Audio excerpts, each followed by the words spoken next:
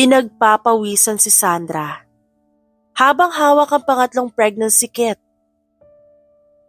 Pareho pa rin ang resulta sa kung anong lumabas kanina.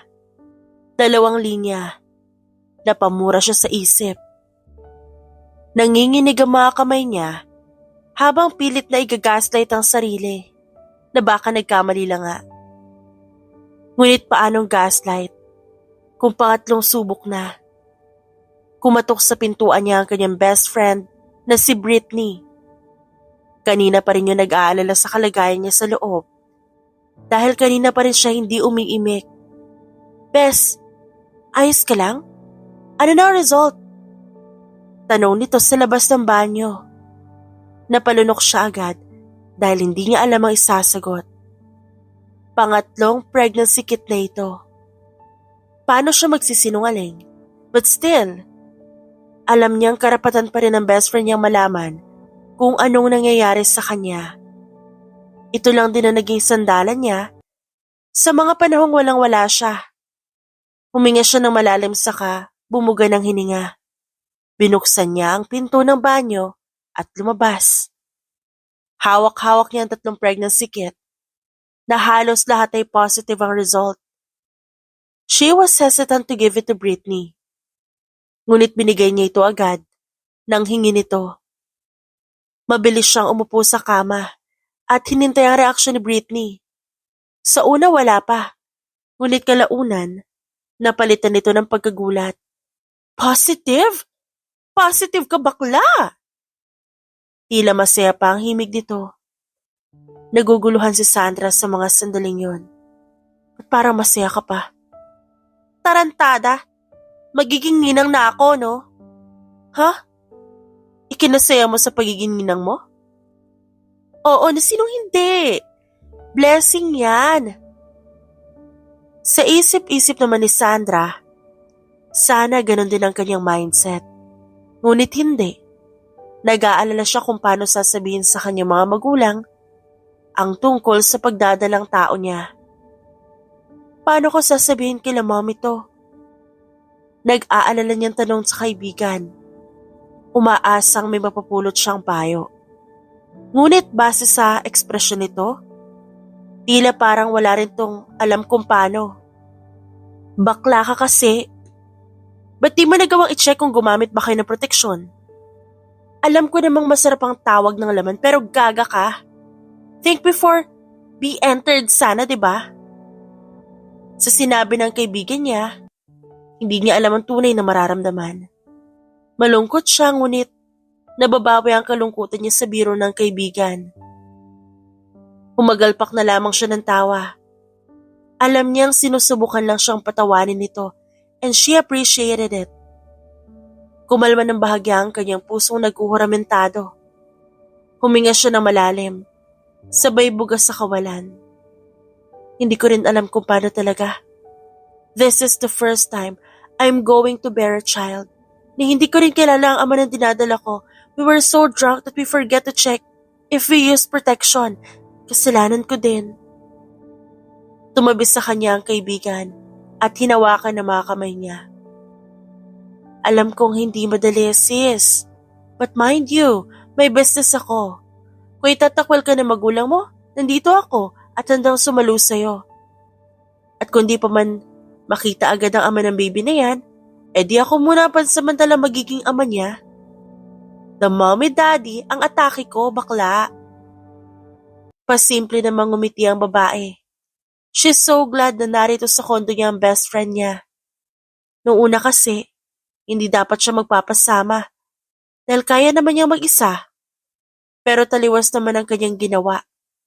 Tinawagan niya si Britney upang sabihin susubok siyang mag-take ng pregnancy test. Dahil delayed na ang kanyang buwan ng dalaw at nawiwirduhan na siya sa mga pinagkakakain niya. Everything she ate were the food she once hated before. At ang mga gusto niyang pagkain, siya namang inaayawan niya.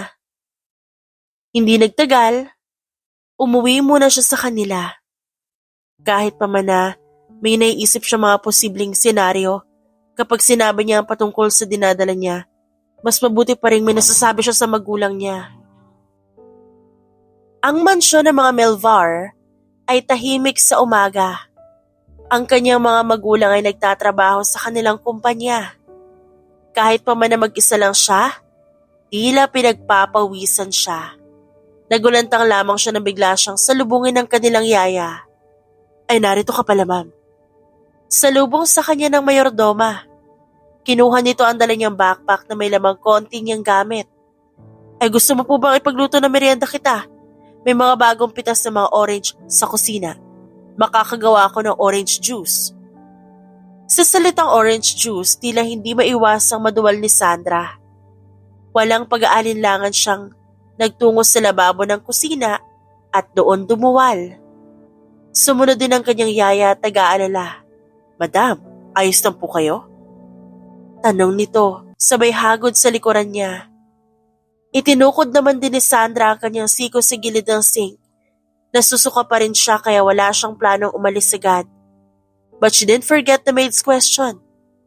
Am I really okay?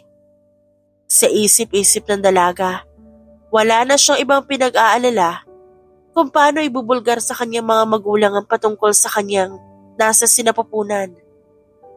For sure, the maid will already assume that she's pregnant. Sa pagsabi pa lang nito ng orange, sabay pagsusuka niya. Tumango naman siya bilang palusot. Nahilo lang po sa biyahe. Huminga ng malalim ang yaya. Kumalma na mula sa pag-aalala. Hindi ka pa rin talaga nagbabago, iha. Mahihiluhin ka pa rin sa biyahe. Humiti naman si Sandra. If only I can break it to you, yaya. Pero baka mauna ka pa magsabi kila mami at daddy kaysa sa akin. Gusto mo pa rin ba ng orange juice? Kinagat niya ang loob ng parte ng kanyang pisngi upang agapan ng pagduduwal. Iba talaga ang dala ng pregnancy. Ang mga nagugustuhan niya noon, hinihindian niya na ngayon. Kaya naman umiling lamang siya sa alok ng kanyang yaya. Wag na po, magpapahinga na lang po siguro ako. Tumango naman ito sa kanya. O siya, maiwan na muna kita, iha. Iaakyat ko lamang itong bag mo sa kwarto. Bago pa man tuluyang umalis ang yaya, pinaghandaan siya ng isang basong tubig. Pinapainom siya nito upang hindi na siya magsuka pa. Nang makaakyat naman siya, agad siyang humiga ng kama. She only sat down during the whole trip, hanggang makauwi siya. Ngunit tila napagod naman siya and she wanted to close her eyes. Pero mabilis namang bumabagabag sa kanya ang isipang patungkol sa pagharap sa kanya mga magulang. Hindi naman siguro sila magagalit, no? Tanong niya sa sarili. Kalaunay, napapikit na lamang din ang dalaga at nakatulog. Nagising na lamang siya nang marinig ang katok mula sa pinto niya. Pagod niyang idinilat ang mga mata. Hindi po nakalak, pasukin niyo na lang po. Pagod niyang usal sa nasa labas ng kwarto niya. Narinig niya ang pagbukas ng pinto. Kaya hindi na siya nag-abala pang tingnan yon. Naramdaman niya ang pag-uga ng kama sa likuran niya at ang pamilyar na malambot na kamay na siyang humahaplos sa ulo niya. Kailan ka pa nakarating, dear? Tanong ng kanyang inang si Jane. Halatang kagagaling lang nito sa trabaho. Marahan siyang tumingin sa ina bago agad na bumalik sa kanyang posisyon. Kanina pa po. Huminga ng malalim si Jane. I heard it from Yaya na nagsuka ka raw kanina. Bumalik ba ang pagiging mahiluhin mo? Didn't you drink med before leaving your place? Umiling si Sandra. Hindi po, I just miss her home. Na-homesick po ako bigla eh. Sinungaling ka, Sandra. Hindi yan ang tunay mong rason. Paninermo niya sa sarili. We missed you too. Actually, nagpaplano kami ng daddy mo to go at your place para makasama ka. Kaso ang daming ganap lately. We're sorry. Dahil hindi kami nakapagparamdam agad. Hinarap niya ang kanyang ina. Nakita niya agad ang maamo nitong muka. Agad naman siya nakaramdam ng kalungkutan na siyang dahilan ng pag-iyak niya. Mom, I'm pregnant. Ilang buntong hininga ang napansin ni Sandra sa mga magulang niya matapos ang dinner. Nalaman ng kanyang ama ang patungkol sa pagdadalang tao niya. Kaya ngayon nasa sala sila. She's in a hot seat. Ang kanyang ama, tila hindi maipinta ang tunay na nararamdaman. Hearing from his wife that their daughter is pregnant. Wala itong alam kung paano isisingkin ang katotohanan sa utak. Sino ama? Finally, Armando, her dad spoke. Napalunok siya. Ito na nga ba ang kinatatakutan niya? Unti-unti siyang umiling para ipaalam na hindi niya alam kung sino ang nakabuntis sa kanya. She can't lie about it. Hindi niya talaga kilala kung sino ang nakatalik niya sa gabing yon. Alcohol made them fall into temptation, which leads to her having a baby. Hindi mo alam? Really, Sandra? You don't know? Tanong ng kanyang ama, ngunit may diin pa rin. Kahit pa hindi sabihin, alam niyang nagpipigil lang ito ng galit. Dear, kalma. Anang kanyang ina kay Armando. Paano kakalma, Jane? Hindi alam na anak natin kung sino ang ama. Ano aasahan mo reaction ko? Magsasaya kasi hindi alam kung sino ang ama ng dinadala ng anak natin, ganon? Napayuko naman si Jane sa sinabi ng kanyang ama. Alam niyang disappointed talaga ang mga ito dahil wala na ibang dapat mararamdaman sa oras na yun kundi disappointment lamang. So ano gagawin mo niya, Sandra? How can we know who's the father of that child gayong hindi mo rin kilala? Nanuyo ang lalamunan niya sa kakalunok, kaya napagdesisyonan niya na sagutin ang tanong. It happened one night, Dad. Tapos, hindi ko masyadong kita yung mukha ng lalaki. But all I can remember that we checked in and then it happened. Huminga ng malalim ang kanyang ama. Diyos ko, Sandra. Hindi ko alam kung anong dapat ko maramdaman. Inayaan ka namin ng mami mo na maging independent kasi may tiwala kami sa'yo. Pero really? Nag-graduate pa pala ng koleyo. You're supposed to be studying for board. Pero ano nangyari? Nag-init ang magkabilang dulo ng mga mata niya sa sandaling yon. Maya-maya pa ay bigla itong nagsibagsakan. Naninikip ang dibdib niya. Hindi man niya sadya yun, pero nasa kanya pa rin talaga ang desisyon. It would be different kung hindi siya nagpatuloy noon. Pero nagpadala pa rin siya sa tukso. Time flies so fast nang matapos yung mga anak sa kanyang dinadala. Pinangalanan niya ito agad na Alec. Malusog ang bata habang lumalaki. Isa sa mga pinasasalamatan niya. Hindi pa man niya nahahanap ang ama nito. Pasalamat pa rin siyang hindi siya itinakwil ng kanyang mga magulang. She was being supported by her parents. Maging ang kanyang kaibigan na si Brittany. And even once, hindi pa niya nasusubukang hanapin ang ama ng kanyang anak. Wala namang pumipigil sa kanya dahil maging ang mga magulang niya gustong makaharap ang ama ng bata. Ngunit hindi pa rin talaga siya handa. Kailan mo balak hanapin ang ama ni Alec? Tanong ni Brittany sa kanya habang nakikipaglaro ito sa bata. Napalunok naman siya dahil hindi niya inaasahang maririnig niya ang tanong na yon. Kibit balikat lang ang sinagot niya. Don't tell me you got no plan, Sandra. Tila concerned itong tanong. Day, malapit na mag 5 years old itong si Alec. For sure he will ask saan ang ama niya. Natigilan siya sa kanyang ginagawa at hinarap ang kanyang kaibigan. Hindi ko alam, Britt. I mean, hindi ko naman pinagkakait talaga sa anak ko ang ama niya. Pero what if hindi niya tanggapin yung anak namin? O di kaya may asawa na yun? Anong sense? Huminga ng malalim ang kaibigan niya. Mas napapatanong ako kung anong sense kung di mo susubukang hanapin, gaga ka? I get your point, no? Alam ko natatakot ka pero bakla, your son deserves a complete family. Like kung kasal na nga ang ama ng bata, edi hingan mo na lang ng sustento. Kaya kong palakihin ang anak ko. Bahagyang napatawa si Brittany. Sa alin? Gamit ang pera ng mga magulang mo? Girl, you can't just depend on your parents. Anak mo yan sa ama na minsan mong nakatalik nung pareho kayo lasing. Hindi parte ang mga magulang mo nang binuon niyo si Alec. Dapat you and your future husband should raise Alec alone na gamit ang sarili niyong pera. Kung paano nyo in-enjoy ang paggawa kay Alec, ganun din dapat ang parenting. Ano ka ba? Natatakot ako. At saan ka naman takot? Don't tell me you're scared na sa isang bagay na hindi mo pa nasusubukan. Natigilan si Sandra. Kating-kati siya na sagutin ng oo ang kaibigan, ngunit hindi niya magawa. Tila mukhang nakiramdam sa kanya si Britney. Kaya ito na nag-alok na samahan siya. Alam mo ba, I understand kung saan nagagaling ang takot mo. Pero wala namang masama kung susubukan mo, diba? I mean, girl, sasamahan kita sa kung anong trip natin sa buhay. Kung ako sa'yo, you should plan on hunting Alex's dad now. Deserve niya ng ama, promise. Muling huminga ng malalim si Sandra sa sinabi ng kaibigan. She wanted that too. Pero natatakot siya at naghihintay lamang siya ng suporta.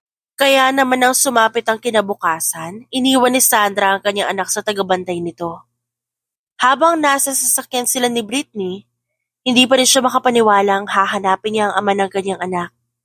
Ilang buntong hininga ang pinakawalan niya. Habang iniisip ang mga posibilidad kapag nahanap niya ang ama ng anak niya, it would be great kapag tinanggap si Alec.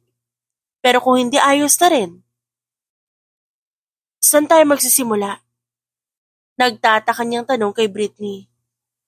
Tumingin sa kanya saglit ang kaibigan bago binaling muli ang atensyon sa kalsada. Club. At doon nga sila nagpunta matapos ang biyahe. It was 10 in the morning. Bukas pa rin ang club na pinuntahan nila.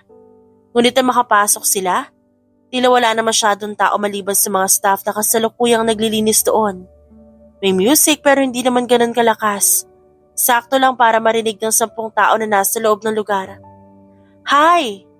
Ang kaibigan niya ang naunang nag-approach sa isang bartender. May mga sinabi ito sa kausap na hindi niya masyadong narinig. She was so distracted sa mga naroon sa club. Hindi niya inakalang sa ganitong oras. Makikita niya ang kabuuan ng lugar.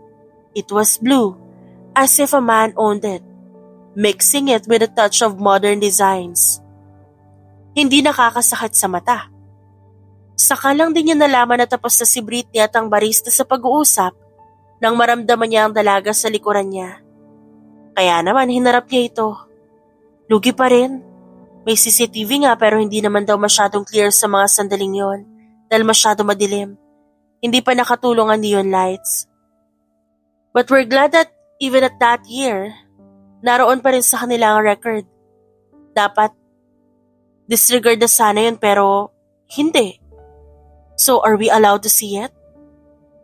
Tinanguan naman siya pabalik ng kaibigan. Hindi nagtagal, pinuntahan nila ang monitoring room ng club. They browsed the file na siyang pinaglalagyan ng mga CCTV records. They went back to the year kung saan pumaparty si Sandra. Maraming kalalakihan ang nag-a-approach sa kanya ng mga sandaling yon habang sumasayaw siya base sa video. Ngunit napansin din nila ang isang figura ng lalaki na parang nakatingin at aware sa presensya niya. This man? Turo ng lalaki. Tumango naman siya. Nakaupo ito at may hawak na isang baso. Umiinom ngunit ramdam niya kahit sa video pa lang na nakatingin to sa kanya. That intense gaze, an admiration from afar, they say.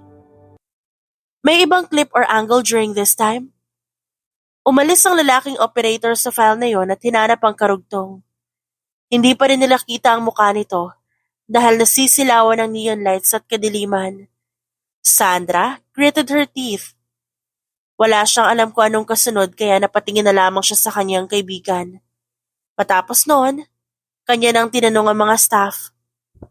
Kilala niyo ba ang lalaking yan? Tanong niya sa mga ito at nagbabaka sakali. Mabilis namang umiling ang mga staff. Mukhang mahihirapan nga siyang tukuyin ang pagkatao ng nakaisa sa kanya sa isang gabi lang. Mawawalan na sana siya ng pag-asa nang biglang may pumasok sa office. Is that Juarez? Napalingon sila sa isang dalagang nakapulang racerback at cycling.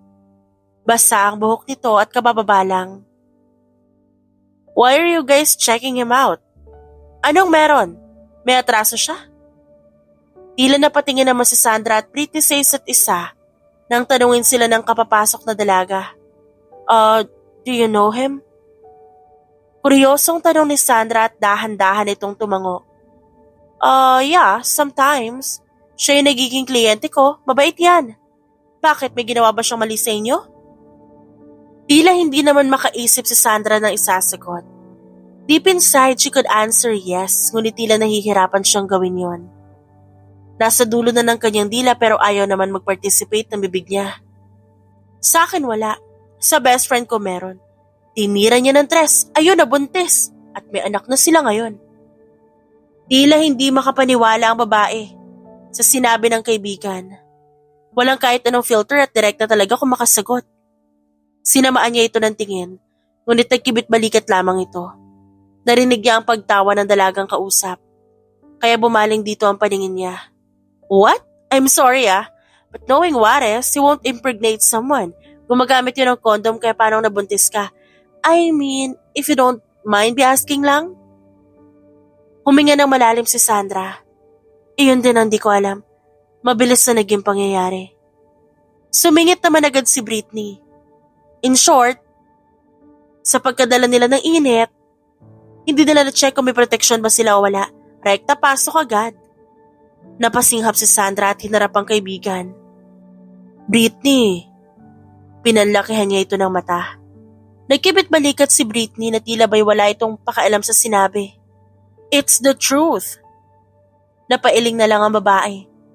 Tila wala na siyang kontrol sa mga pinagsasabi ng kaibigan. Nang ibaling niya ang paningin sa kausap, nakita niya nakangiwi ito. Paano yan? I mean, ba't di mo siya kinausap na habang pinagbubuntis mo pa yung anak niyo? I can't judge you yet, kasi baka may rason ka. Pero hindi ko alam kung paano yan ngayon. I know his contacts. You can approach him. Ngunit ang idagdag ang rason ng pag-approach mo, it might bring chaos to his engagement. Nakalabas na ng club, sina Britney at Sandra at di pa rin makapaniwala pareho. Ang tatay ni Alec ay kakasal na. Si Sandra naman hindi mapakali. Wala siyang maisip na ibang gawin. So paano na to? Tanong niya sa kaibigan na makapasok sila ng kotse. Well, hindi ko alam. Kala ko kasi single pa siya kaya hahanapin natin. Malakas na naging pagbuntong hininga ni Sandra. Heto na nga ba ang sinasabi niya? Ngunit mabilis naman din siya nakaisip na ibang paraan. Lalapitan lang naman natin siya. I mean, hindi naman natin aagawin ang atensyon niya sa fiancé niya, di ba? Pero paano nga kung maagaw mo unconsciously? Siyempre, bata yan. Whether you like it or not, magsishift ang atensyon ng lalaki sa'yo. Muling huminga ng malalim si Sandra. Wala na siyang ibang makakapitang rason. But let's try, okay? I mean, girl, kakasal pala si Juarez eh. Whatever his reason, kung tatanggapin ba niya o hindi yung bata, edi hayaan na natin pagkatapos, okay? Nilingon ng babae ang kaibigan. Kabado siya. Ngunit tumango siya dahil alam niya kung anong nais ipabatid ni Britney. Kaya naman, pumunta sila sa Juarez Core. Hindi niya alam kung sino ang Juarez na hahanapin. Pero may clue naman siya base sa mukha nito sa CCTV footage mula sa club. Yun ang hahanapin niya. After years of taking care of Alec alone, siguro na may hindi masama kapag ipapakilala niya ang anak sa ama nito. Hindi pa man ito hinahanap ang ama, well at least, aware na siya kung nasan man ito. Hello, how may I help you? Tanong ng isang front desk assistant sa building. We're looking for Mr. Juarez, please. Ngiting saad ni Sandra. Napatawa ng bahagya ang attendant sa kanila. Do you have an appointment with him, madam? And who among the 4 Juarez brothers are you pertaining to? 4 silang narito ngayon sa building. 4? Tumango naman ang attendant. They're currently in the meeting, so if you wish to speak with them, baka pagkatapos pa ng meeting, do you have an appointment with them, madam? Pag-uulit ng attendant, napamura siya sa isip. Wala naman siyang arrange appointment sa Juarez na hinahanap niya. She only wanted to talk para ipakilala ang anak nila. Wala but it's urgent. I need to talk to him personally. Napanguso ang attendant. Sorry madam ha, hindi po talaga kami nagpapapasok ng ibang tao dito sa building. Especially sa opisina nila kapag walang appointment.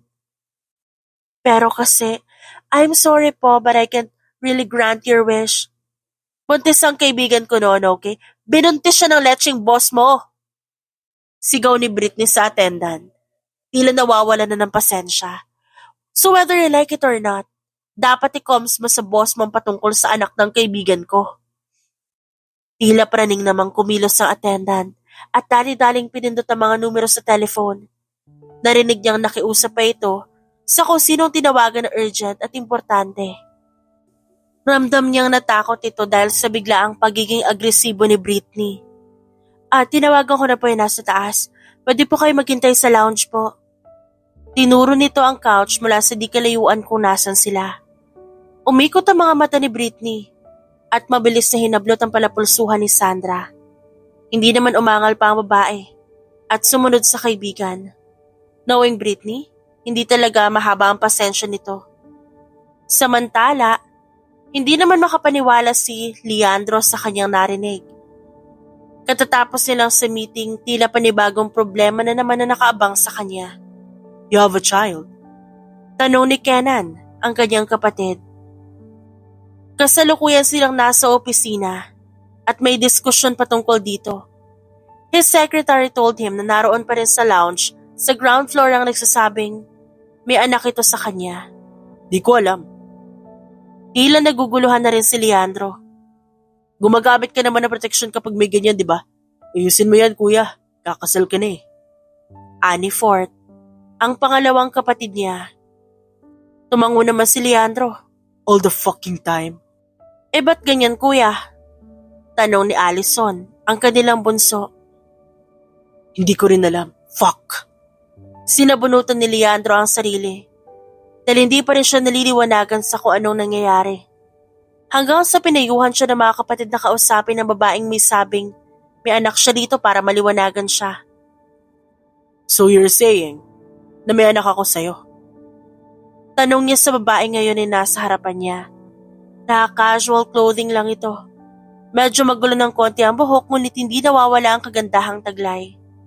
Nakita niya ang paglunok nito bago sumagot. Tumango pa ito ng bahagya bilang sagot sa katanungan niya. Yes, I know sobrang wrong timing ako nito. Pero I just want to tell you na pareho nating hindi tiniyak kung nakagamit ba tayo ng protection bago ang sandaling yon. Tahimik naman siyang napamura. Naglakad pabalik-balik at di mapakali. Are you aware that you have a fiancé? Kanina pa, my best friend and I visited the club. Kung saan ko last naalala na nandun ako at siguro yung unang beses nating pagkikita. Fuck. Pag-uulit niyang pagmumura, wala na talagang pumapasok sa isip niya. He's set to marry the heiress of Genevas. Hindi niya inaakalang magiging ganito ang kalalabasan. Ba't di ka lumapit nun? Do you know how complicated all this right now? Nakita niya ang pagangat ng kilay ng babae. Huminga pa ito ng malalim bago tumayo. Something inside him crushed nang makita niyang may luha sa mga mata nito. Lumapit ito sa kanya ng dahan-dahan dahilan upang mapaatras siya. Hindi naman malaman ni Sandra ang mararamdaman niya sa sandaling yon. Sa kaloob-looban niya, gusto niyang magalit, ngunit nalulungkot naman siya. Hindi siya sanay na may ganito ugali sa paligid. Hindi siya sanay na ganito siya itrato ng ibang tao. Dahan-dahan ang paghakbang niya. Hanggang sa wala na maatrasan pa ang lalaki, ngayong mesa na ang nasa likuran nito. Kung alam ko lang din na ganito yung pag-uugali mo, tangina sana hindi na lang pala kita nilapitan. At wag mo sabihing mas mahirap to sa'yo dahil 9 na buwan ako naghirap para mairis si Alec. Halos ayaw niya pang sabihin ang pangalan ng anak nila pero napilitan na siya. Wala ka nung naghihirap ako. Kaya wag mo akong maganyan-ganyan. Wag mo akong murahin. Bahagyang nanlaki ang mata ng lalaki. Tila hindi inaasahan ang ganong ugali niya. Pero wala na siyang pakialam. At mas pinandilatan pa ito. This man was supposed to empathize with her. Kasi sa loob ng ilang taon na wala ito, tiniis niya ang paghihirap. Hindi man nila ginusto pero masaya naman siyang dumating sa buhay niya, si Alec. I'm sorry, Alec. Masama ugali ng ama mo. Aniya sa isip. Nagangat ng kamay si Sandra sa ere. Gustong-gusto niyang sampalin ng lalaki ngunit may nagpipigil sa kanya. Hindi niya rin gustong manakit. Pasalamat ka. Hindi ako mapanakit ng tao, kupal ka. Umayo siya ng tayo. Akmang aalis na sana na bigla siyang hatakin ng lalaki sa braso. Yun ang naging dahilan kung ba't sila parehong na out of balance. Napakapit siya sa suit nito hanggang sa matumba sila sa sahig. Napapikit na lang siya sa pag-aakalang babagsak. Ngunit naramdaman niya na lang ang pag-alalay nito sa kanya. Naramdaman niyang matigas na nakatukod ang kamay niya. Unti-unti niyang dinilat ang mga mata at nakitang nasa ibabaw pala siya ng lalaki. Napansin niya ang nasasaktang ekspresyon nito kaya mabilis siyang umalis sa ibabaw nito. Damn woman, you're heavy. Aba, coming from you? Baka nakakalimutan mo ikaw ang humablot sa braso ko kaya tayo humantong sa ganito. Huwag ako, Juarez. Sumeryoso agad ang mukha nito. I don't like someone walking out. Hindi pa ako tapos magsalita. Well, pasensya na. Kung di mo gusto yung ugali ko. Hindi ko rin naman gusto yung ugali mo eh. Hindi ako pumunta dito para makapagbartagulan sa'yo. I came here dahil gusto kong malaman mo na may anak tayo and he's about to turn 5 years old. I know how complicated it will be. Pero hindi ko rin naman kasi sinasadyang magkaganito. E di sana pinagdamot ko na si Alec. Pero dahil sa pinayosahan ng kaibigan ko, I tried not to. Pero ngayon napatunayan kong ganito palang tunay mong ugali, I wish hindi ko nalang sinabi sa'yo habang buhay. Inagaw ni Sandra ang kanyang braso mula sa lalaki at padabog na nilisan ng building. Hindi niya makontrol ang luha. Nagsunod-sunod yun sa pagtulo. Naninikip ang dibdib niya. Oh, what happened? Sabi ko sa'yo sana hindi nila natin hinanap eh. Ano ka ba? Umagulhol na siya sa kaibigan. Masamang tao siya, Bes. I can't let anyone like him influenced by Alec.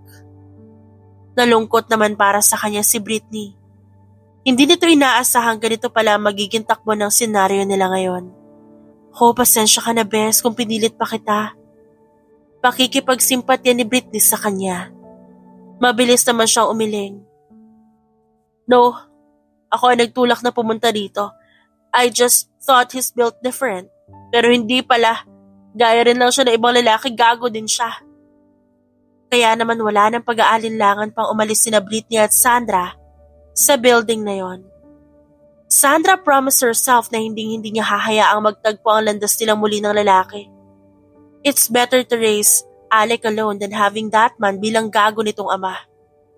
Sa paglipas ng mga araw, hindi na muling ginambala ni Sandra ang patungkol sa ama ng kanyang anak. Pero palagi siyang may natatanggap ng mga regalo. Hindi niya alam kung kanino nanggaling. Ngunit base sa mga initials na nakasaad sa letter card, napagtanto niya agad kung kanino yon. Juarez pa din? Tanong ni Britney nang madatnan siyang nasa kitchen at may hawak na isang set ng food pack. Nilamukos ni Sandra ang papel bago hinarap ang kaibigan. Di ko talaga alam kung anong gusto niya pagkatapos niya akong pagmumurahin. Ano to? Kala niya madadaan ako sa peace offering, mukha niya. Galit siya dahil kay Leandro. Ngunit biglang may nag-doorbell sa bahay niya. Nawala yun saglit. Napatingin agad sa kanya si Britney. May inaasahan ka bang bisita ngayon? Tanong nito, agad niya namang sinagot ng pag-iling. Mabilis niyang hinagilap ang kutsilyo sa harap niya at pinagmasdan ng kaibigan. Pakibantayan ang anak ko, ako nasasagot sa pinto. Kumilos naman agad si Britney at kinuha si Alec na siya naglalaro sa sala. Mahigpit ang kapit ng babae sa kutsilyo habang mabilis ang tibok ng puso niya sa mga oras na yon. Whoever the fuck it is, sana may laban tong kutsilyo ko. Napabuntong hininga siya bago pinakawalan ang kanyang kamay at nagbukas ng pinto. Nagulat na lamang siya nang tumambad sa harap niya ang lalaki. Si Leandro Juarez, ang ama ni Alec. Tila hindi niya malaman ang gagawin. She was speechless seeing his presence in front of her. Anong ginagawa mo dito? Tumaas ang kilay ni Leandro sa kanya. At anong gagawin mo? Papatayin mo ako dito? Pabalik nitong tanong habang nakatingin sa hawak niyang kutsilyo. Napababa ang tingin niya sa hawak at mabilis itong itinago. Akala ko kasi kung sino. Wala naman ako inaasahang bisita. Really? Kung may inaasahan kang bisita, ganun din ba ang gagawin mo? Aambahan mo ng kutsilyo? Masungit itong pag-interoga sa kanya. It's not like that. At saka ano bang ginagawa mo dito? Calm down, woman. Hindi ako pumunta rito para makipag-away. I'm here to give you a deal. Deal? Nasa sala sila habang si Britney naman at ang anak nila ay nasa kusina. Kahit pa may hindi masyadong kita si Britney, alam niyang nakikinig ito sa usapan nila ng lalaki. So, what deal are we going to discuss? Sinubukan ni Sandra na hindi magtunog kinakabahan. She felt intimidated by Leandro's aura. Tumikim ang lalaki saka siya hinarap. Nilatag dito sa coffee table ang isang brown envelope. Inside that is a contract. You must sign for it. Sign? At anong klaseng kontrata naman yan? Patungkol sa anak natin. Tila hindi makapaniwala si Sandra sa inasal ng lalaki. Ba't parang hindi ka makapaniwala ang anak nga natin yon? Hoy Juarez, if you think I'm scamming you, pues hindi. Wala akong pakisapunyetang kontrata na yan. Kaya kong palakihin ng mag-isa si Alec. I'm not letting you. Kung talagang akin yan, ipapa-DNA test natin ang bata. Wala ka naman siguro itatago sa akin, di ba? Through that, ang isiping scammer ka nga na tuluyang mawawala na sa isip ko at paniniwalaan kita. And you think I let you touch my son? Our son. Anak ko lang. Ako ang umiris sa kanya. Pero sabay natin ginawa. Wala sa sariling, binatukan ni Sandra ang lalaki. Tarantado ka. Kung gumamit ka sana ng proteksyon, hindi hahantong sa ganito. I know. Mali ko rin yun. Saad ng lalaki. Talagang mali mo. Ba't ba ang sungit mo? Tila nawawala na rin ng pasensya si Leandro. Ba't di mo itanong sa sarili mo? Hiyang-hiya naman kung tatanungin mo ako. Kung bakit? Tapos ikaw sinusungitan ako noon? Well, I was. Wala. Huwag ka na magpaliwanag pa. Sinubukan niyang hilahin patayo ang lalaki ngunit sa lakas naman nito, aksidente siyang napaupo sa kandungan nito. Nanlaki pareho ang kanilang mga mata at maging ang pagsingap ni Britney mula sa kusina ay narinig. Mukhang nakita yata nito ang kaganapan sa sala. Manyak! Lumipad agad ang kamay niya sa pisngi ng lalaki na para bang may sarili itong buhay. Napasinghap siya at di makapaniwala. Tumayo na siya agad. Nakita niya ang pagseseryoso ng lalaki. Ang pagigting ng panga nito na tila galit ito sa ginawa niya. Sorry, ani Sandra. Ngunit huli na, lumapit sa kanya ang lalaki. Malalaki ang hakbang ni Leandro na siyang nagtulak sa kanyang umatras na umatras. Do it again. Makikita mo kung sino kinakalaban mo. Pagbabanta sa kanya ng lalaki. Habang para sa kanya naman para yung musika sa pandinig niya. That voice. Gusto niya humimlay dahil sa sarap sa pandinig. Now whether you like it or not, ipapa-DNA natin ang bata. Since you said na anak ko siya, simula pa lang nung umalis ka sa building, I already consider him as my son. At hindi ako alis dito ngayon nang hindi ka napapapayag, whoever you are, miss. I want to spend my time with my son. His voice was quite convincing, na tila para siyang nagayuma sa mga oras na yon. Wala siyang ibang masagot kundi ang magparaya. Pinanood niya kung paano maglakad papunta sa kusina ang lalaki at binuhat ang anak. Wala sa bingo card niya ngayong araw ang senaryong ito. Hindi pa nga kilala ni Alec ang ama, ngunit nabuhatin siya nito. Tila abot tenga ang ngiti ng bata. Alec was chuckling as Leandro played with him. Ni nakalimutan niya nang may dala pala itong regalo para sa anak. Mga laro ang sasakyan at hindi na siya nagulat kung bakit puro limited edition ang binili nito para sa anak. Mukhang nararamdaman niyang magiging spoiled ito. Wala na siyang magagawa ngayong parehong nag-enjoy ang dalawa sa sala. Kaya bumalik na lang siya sa kusina. Tinitigan naman siya ng kanyang kaibigan. Ano? Talaga? Anyari sa sinabi nating kayang palakihin ng bata mag-isa? Natatawang tanong ni Britney sa kanya. Kaya ko naman talaga kaya lang ano, natulala ka dahil sa boses niya? So Sandra. Mabilis namang umiling si Sandra. Hindi niya alam kung bakit nag-init ang kanyang magkabilang tenga. Hindi no, pinagsasabi mo dyan. Ay sus. Bading, hindi mo ako maluloko. Mula rito sa kitchen kitang-kita ko yung pagkatulala mo at panghihina mo. Nang may binulong sa'yo si Juarez. Pinagsasabi mo dyan, Britney. Hindi no, mali ka nang iniisip. Hindi ganon.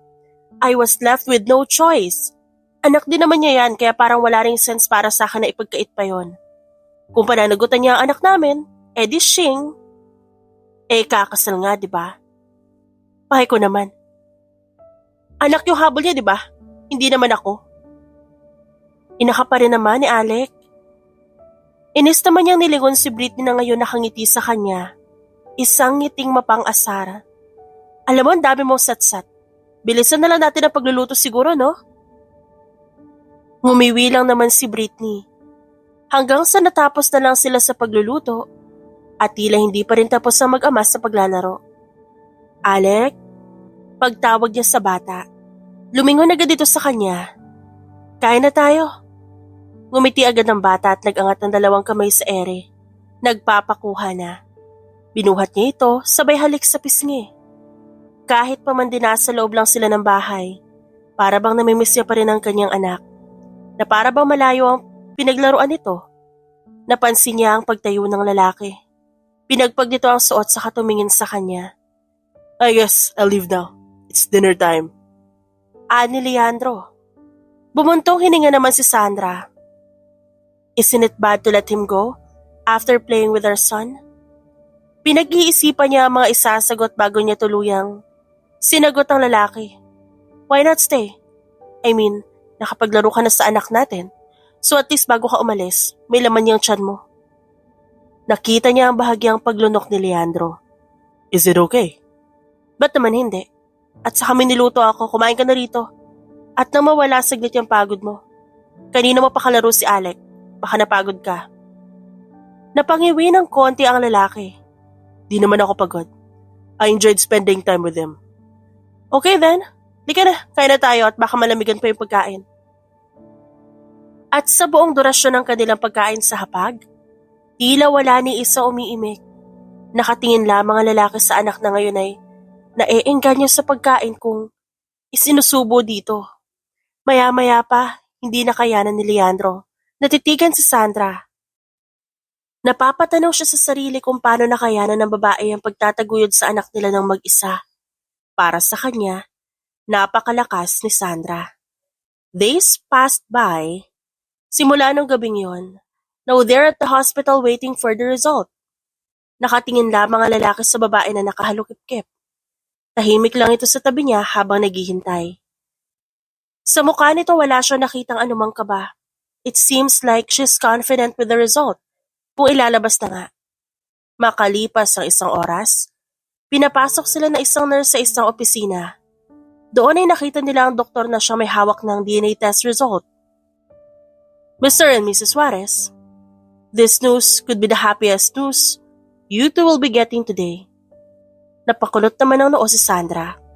I'm not Mrs. Juarez, Doc. Hindi kami mag-asawa. Napakamot ang babae sa bato. Binigyan din naman sila ng isang nagtatakang tingin ng doktor. Hindi yun ang unang beses na may nagtataka sa real score ng dalawa.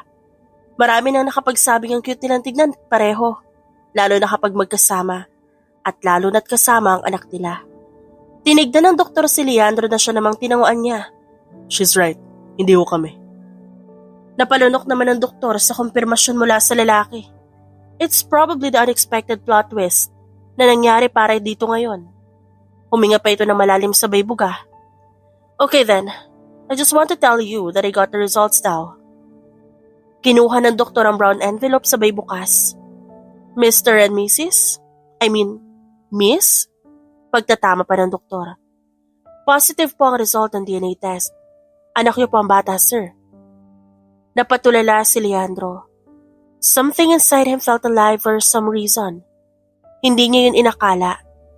Tama nga siya, dahil sa palaging pagsasama nila ng bata nakikita niya ang sarili sa mga mata nito. They share the same eyes and the same habit. Tunay ngang mag-ama sila. Napatingin si Leandro sa babae na ngayon nakamasid sa kanya. He was so happy at nanubig agad ang kanyang mga mata. Ang puso niya ay naglulundag sa saya. Ipinagtaka din yun ni Sandra ngunit kalaunan. Napansin na rin ito kung bakit. I'm so happy, Sandra. Ani Leandro sa babae na makalabas na sila ng ospital. Tinignan siya nito. Halata nga naman. Napangiwi pa pagkatapos si Sandra. Natawa naman si Leandro. His happiness went beyond the roof. Ang mga sandaling sinulit nilang para makasama ang anak niyang si Alec, hindi napunta sa wala. Kinabukasan, hindi naman mapakali si Sandra sa mga titig ni Britney sa kanya. Nararamdaman niyang parang gina-judge siya nito. Ano na naman? Kinagat ni Britney ang labi. Isa pa ring hindi mapakali. So paano yan? May ama na nga si Alec, pero hanggang kailan? Napakunot to si Sandra. What do you mean hanggang kailan? Sana hindi mo nakakalimutang may fiancé siya. At doon lang napagtanto ni Sandra na may nakalimutan nga siya at ang katotohanan pa na yon. Shit! O diba sabi sa'yo eh. Ina nakalimutan ko. Ang sama ko. Dadami pa sana ang palaisipan ni Sandra nang biglang tumunog ang doorbell. Sabay silang napatingin doon ni Britney. Siya yan. Komento nito patungkol sa taong nasa likod ng tunog ng doorbell. Nilingon ni Sandra ang kaibigan and she was expecting something. Tila pati ito hindi rin alam ang gagawin. Anong gagawin ko? Tanong niya sa kaibigan. Abay ewan ko Sandra, pero basta binalaan na kita ha. Huwag padalos-dalos may fiancé yung tao. May anak kayo pero that doesn't mean you can snatch someone else's fiancé. Napapaisip si Sandra. Wala sa plano niyang mang-agaw ng fiancé ng iba. She will never do that. But reflecting to how they were ni Leandro, hindi na pag-aalaga ng bata ang tanging napunan nila ng atensyon, pati na rin ang isa't isa. Hindi niya alam kung siya lang ba ang nakakaramdam noon, ngunit hindi naman siya tanga para isiping hindi yun ramdam ng lalaki. Tumayo na siya at pinuntahan na ang pinto. Isang malalim na hininga ang kanyang ginawa bago niya ito tuluyang binuksan. At doon na lamang din niya napansing nakatayo ng pormalang lalaki. Nakangiti si Leandro habang naka-casual outfit, may hawak pang bouquet. Tila naman hindi niya makapaan dapat niyang maramdaman ng mga sandaling yon. Gusto niyang magsaya dahil yun ang sinasabi ng puso niya. Ngunit nang ibabaw ang emosyon na tila hindi niya maipinta. Hi. Pagbati sa kanya ng lalaki. Hindi naman malaman ni Leandro kung anong mali. At kung bakit ganun ang presensya ni Sandra. Ba't ganun ito mag-react? May mali ba sa kanya? Ngunit naisip naman niyang maayos na ang sarili bago siya umalis ng kondo. Hindi niya nang talaga makuha kung bakit ganito ang pakiramdam niya na parang na-awkwardan sa kanya ang babae. Are you okay? Ha? Ayos lang. Don't mind me. Sinubukan pa nito ng umiti ng sincere, ngunit napaghahalata ang awkward talaga yon. He invited her over a date, at hindi naman yon tumanggi dahil silang tatlo nila Alec ang magkakasama. Alec was smiling ears to ears. Iniisip ng bata may mommy at daddy na nga siya. Ngunit si Leandro naman hindi mapakali sa inasal ng babae. Hey, are you okay? Kanina ka pa ganyan. Care to share? Natutuliro naman siyang tinignan ni Sandra. Iya, bakit? Wala lang to. Siguro stress lang. Nagtaka naman siya sa sinabi ng babae. What was stressing her lately? Was it talking about Alec alone? Hindi niya alam kung anong gagawin niya para i-comfort ang babae. Para siyang wala sa sarili at hinagod ang likuran nito. Whatever that is, that's stressing you lately. I hope you can outgrow that. Naniniwala ako malakas kang tao, Sandra. Sinubukan niya itong ngitian. At ninitian din naman siya nito pabalik. Napansin niya ang paghinga nito ng malalim na sinundan naman ng tango. He wanted to say it, though he's struggling. Parang nag-aagawan ang nasa isipan niya sa sandaling yon. Sandra. Yes? Tanong ng babae sa kanya. I know it's weird, but I think I like you. Naguguluhan naman siyang tiningnan ni Sandra. Bahagya itong tumawa na tila isang biro ang narinig. You think? Kung magko-confess ka na nga lang, di mo magawang itama. Pero bakit, Leandro? Di ko alam. Tila mas gusto ko nalang nasulitin ang lahat ng sandali ko nakasama ka pati na rin si Alec. But you have a fiancé. Natigilan din siya sa sinabi ng babae. Nakalimutan niya ang patungkol doon. Napamura siya sa isip. Napalunok ng matigas. Hindi niya malaman kung anong gagawin. Sa totoo lang, sa mga sandaling magkasama sila ni Sandra, wala siyang ibang inisip kundi ito at ang anak nila. Nawala na sa kanyang isipan ang kasunduang ikakasal siya sa isang heiress mula sa business partner ng ama niya. He loved Dawn, ang dalagang nakatakdang ipakasal sa kanya. However, nagbago yan nang dumating sa buhay niya si Sandra. He was more sincere and careful with Sandra than being with Dawn. Maliban sa puro pagpapainit ang alam nilang gawin, tila wala na silang ibang pinagkakainteresan sa isa't isa. Can you give me time? He was hesitant na itanong yun sa babae. He wanted a chance to prove na totoo ang nararamdaman niya para dito. What for, Leandro? Hindi ko naman intensyon na kalimutan na ikakasal ka pala. Now I'm guilty for having you spend more time with us. No. It's not like that. Don't be guilty, please. Akmang magsasalita pa sana siya nang sumulpot sa harapan nila si Dawn. Tila parang disappointed si Sandra na tumingin sa kanya. Sinubukan niya magsalita ngunit bigo naman siya. Love, I didn't know you're here. Yan ang sabi ni Dawn sa lalaki, sabay kapit sa braso. I miss you. Hindi mo na ako kinikita ha? What made you busy? Tila naman hindi maiwasang mapaisip ng kung ano-ano. Ng babae. He sure played Dawn's feelings too. Dawn. Yes? I have something to confess. At ano naman yon? Sa perspective naman ni Sandra, napansin niya sabay na tumayo sina Dawn at Leandro. Kasama niya ang anak malapit sa slide na biglang bumigat ang pakiramdam niya. Tangina, ganun na lang ba yun? Gusto ko pero umalis kasama ang ibang babae?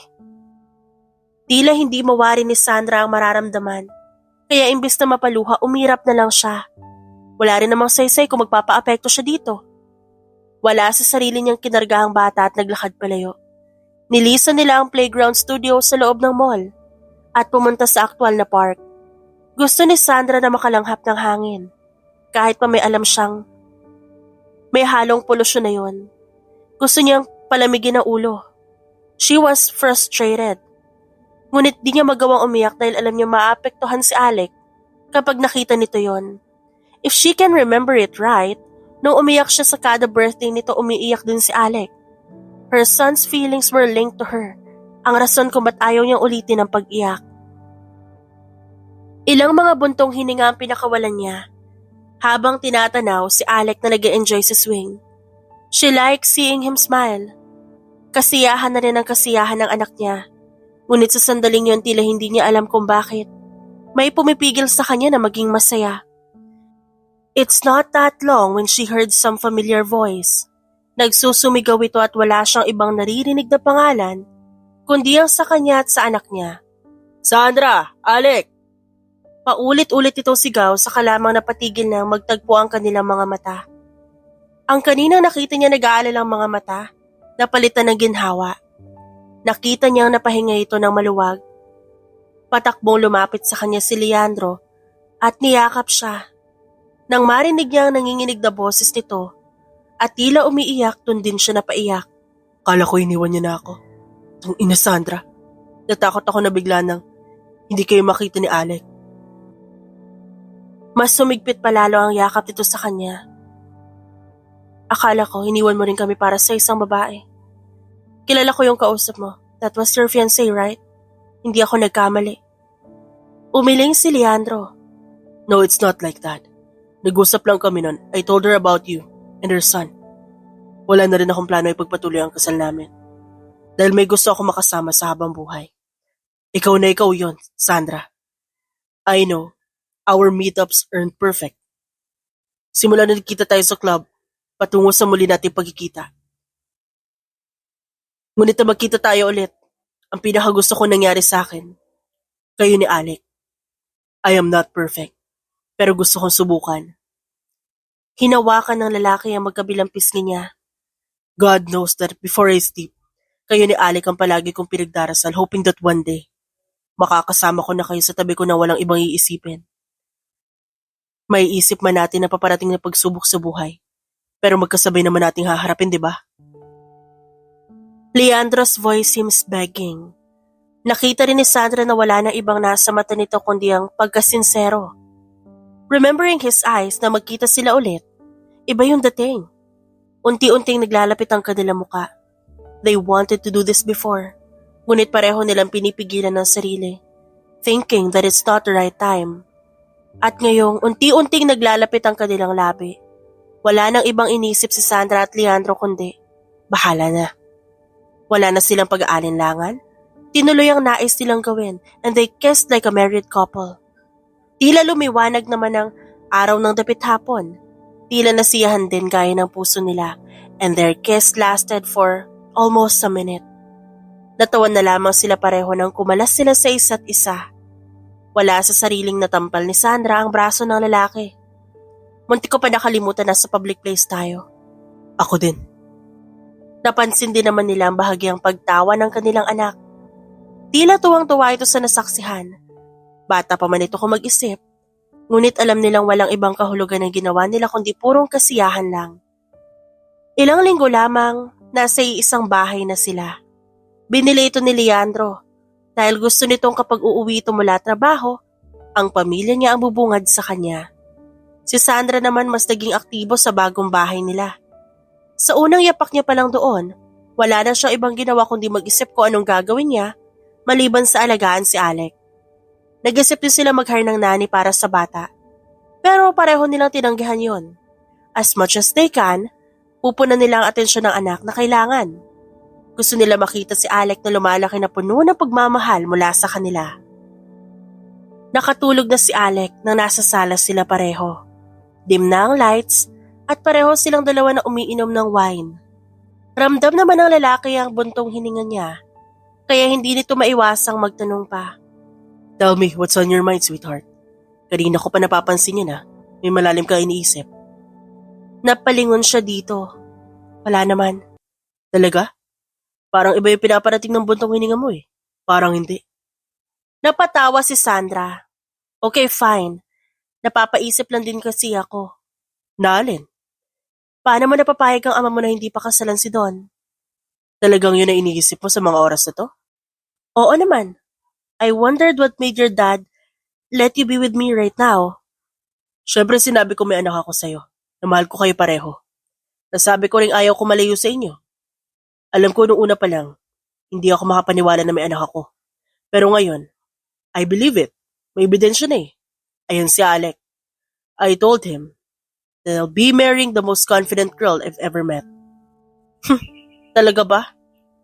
Unti-unting lumapit sa kanya si Leandro at mabilis na nagnakaw ng halik. Leandro naman O bakit? Kiss lang Ikaw talaga?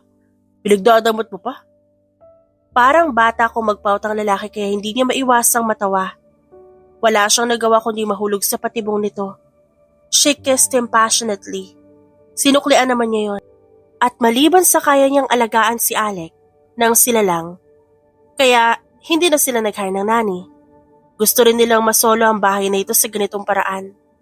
Masarap ba ako umalik? Aba? Hindi no? Hindi. Sagot ito na maya-maya lamang inatake siya ng halik sa leeg. And at that point, tila parang wala na sa sarili ang babae. May kiliti siya sa leeg, ngunit hindi niya maiwasang makaramdam ng galak sa sandaling yon. Why are you so good at this, Mr. Juarez? Di ko alam. Then, the next thing happened. Pareho sila naghahabol ng hininga, pagkatapos ng mahabang pagsasalo. Sa mga sandaling yon, pareho na silang walang pagdududa. They even shared a kiss before they closed their eyes to sleep. Pareho na silang nakangiti nun. Sumapit ang kinabukasan, pareho silang nagising sa sinag ng araw. Tamad na binuksan ni Sandra ang kanyang mga mata. Ganon din kay Leandro. Muntika na silang mapasigaw ng malakas nang makita si Alec na nakatayo sa harapan nila. Alec. Sandra tried her best not to raise her tone kahit pamangulat siya. Good morning. Walang ibang nakatakip sa katawan nila kundi isang malaking kumot. Nakangiting bumati ang bata. Napatingin naman sila sa isa't isa. Pareho silang napahinga ng malalim. Maya-maya, napag-isipan nila magbihis ng mabilis. Si Leandro ang una nakatapos. Agad nitong nahagilap ang boxer sa di kalayuan mula sa posisyon nila. Pinanood naman ni Sandra na kargahin ng lalaki ang bata at agad ding humagikgik ng kilitiin ito ni Leandro sa kilikili. Tumayo naman agad ang babae matapos ito magbihis. Too bad, hindi siya agad nakashower. Ngunit ganoon na lang ang pagkagulat niya. Nang nakababa na pala ng hagdan si Alec, mabilis nito tinakbo ang mag-ama. Nagtataka naman siyang tinignan ng lalaki. Bakit? Napansin mo ba? Ang alin? Sinenyas niya naman ang lalaki patungkol kay Alec. We step, remember? Napakunot doon naman si Leandro, na maya-maya pa ay napalitan ng pagkagulat habang napatingin sa anak. Nakakababa ka na? Hindi makapaniwalang tanong ni Leandro sa bata. Their family bonding was kind of chaotic hanggang sa pareho nilang narating ang puntong hahantong sila sa kasalan. Marami ang dumalo sa kanilang pag-iisang dibdib. Ang pamilya ni Sandra, taas noon ang nakangiti ngayong sa wakas, kompleto na ang pamilya nila ni Alec. Noong una hindi makapaniwala ang mga ito na ang sikat na si Leandro Juarez ang ama ng anak niya. Ngunit ang personal na itong namanhikan sa kanila, and she can still remember it all vividly. Ngayon, nasa bride's room na si Sandra, kaharap ang sarili sa vanity. Napapatanong siya kung anong nagawa niya noon na deserve niyang matamasa ang sandaling ito. Naghuhuramentado ang kanyang puso. Parehong kaba at kasiyahan ang nararamdaman niya. Mrs. Juarez, we'll have you ready in 2 minutes. Anunsyo sa kanya ng wedding coordinator. Mas lumakas ang pagdagundong ng puso niya sa sandaling yon. Mas lalo siyang kinabahan, kahit pa man sa ulo niya kung ano mangyayari. She practiced this thing for a while now, at nang balikan siya muli ng wedding coordinator saka namang paglabas niya ng kwarto. Ilang buntong hininga ang pinakawalan niya sa mga sandaling yon. Naglakad siya hanggang sa tumigil siya sa harap ng naglalakihang kurtina. Maya-maya, narinig niya ang isang violin instrumental music. Ang kabagalan ng musika ay sumakto sa atmosfera ng kasal. Nagsimula na siyang umiyak sa ilalim ng kanyang belo. Hindi dapat pero hindi niya mapigilan. Ilang segundo pa, ang tinapos ng violin instrumental music bago tuluyang bumukas ng 2 puting kortina. At gaya ng napag-practice nila, nagsimula na siyang maglakad ng tumugtog na ang chorus, ang highlight. Sa dagat ang venue ng kanilang kasal.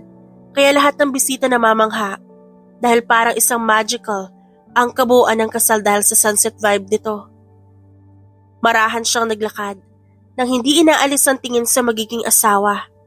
Nakita rin niya si Alex sa altar kasama ang ama nito.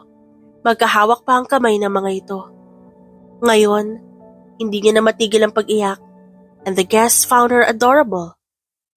My soon-to-be wife, Sandra. Di ko inakalang darating ang panahon na mawawala na ang bisa ng pagiging playboy ko. I slept with women before. Pero ikaw ang tumapos sa sumpang yun. Ikaw ang pumutol ng sumpa na siyang nagdala pa ng kabutihan at kaswertehan sa buhay ko. With you and Alec, wala na ako mahihiling pa. My soon-to-be husband, I never thought that I will encounter someone like you. Talagang nabuntis mo ako ng isang gabi lang, ha? But you know what? The first time I raised Alec alone, sabi ko sa sarili ko na hindi na kita hahanapin dahil baka may asawa ka na. Siyempre ayoko namang maging sabit, no? Pero nung magtagpo muli yung landas natin, it felt different. May ines kasi ang gaspang na ugali mo. But after seeing you having quality time with our son, parang ibang version mo yung nakita ko. Hindi ikaw yung nakilala kong magaspang yung pag-uugali. You became a good father to our son. Ngayong pakakasalan mo ako, I can't wait to witness how good of a husband you will be. Pero may tiwala naman ako, mabait ka talaga. Pagkatapos ng exchanging vows, bigla na lamang silang nagyakapan. Natawa pa ang karamihan maging pari ng kasal. At hindi na pinatagal ng pare ang seremonya at dumating ang pinakahihintay ng lahat. Mr. Juarez, you may now kiss the bride. Nasasabik siyang nilapitan ni Leandro at dahan-dahan itong inangat ang belong suot. Banayad ang bawat haplos na tila bakabado rin ng lalaki. Unti-unting pinaglapit ang mukha nila na sa mga segundong yon, siniil nito ang kanyang labi. Agad din namang sinita ng pare si Leandro at tila napasobra. Mukhang nakalimutan yatang nasa isang seremonya pa sila. Dumaan na ang hangin at tuluyang lumubog ang araw. It was romantic after all. Ang ganda mo talaga. Bulong ni Leandro habang papunta sila sa reception. Bolero. Hindi Hindi ako magsasawa na sabihan ka na maganda. Kasi yun naman talaga ang totoo. At kung hindi ako maganda, Aber? Pakakasalan pa rin kita, no? Talaga namang naniniwala ako may kabutihan ka pa rin at kaswerte ang dala. Ay sus. Hindi ko na-expect to, love. Gusto ko lang talaga kahit simple lang pero sobra-sobrang binigay mo sa akin na pagmamahal. Ako din. Salamat sa pagmamahal mo. I thought this was all dream. Pero hindi. It's a dream came true. Na finally kompleto na ang family natin. Wala na ako ibang mahihiling pa, Leandro. Wala na rin ako ibang mahihiling pa. Nakaramdam ng pagkailang ang babae. At bago pa siya may masabi, muling inangkin ng kanyang asawa ang kanyang labi. I will never get tired of you and Alec. I promise to love you till death do us part. At doon nagtatapos ang istorya ni Sandra at Leandro. From having so much doubts at first, until finally ending it with something memorable. Tila hindi naman nila inasahan na magiging plot twist na yon. From being an instant parents, having a magical life with each other, hanggang sa maging official, husband and wife. The end.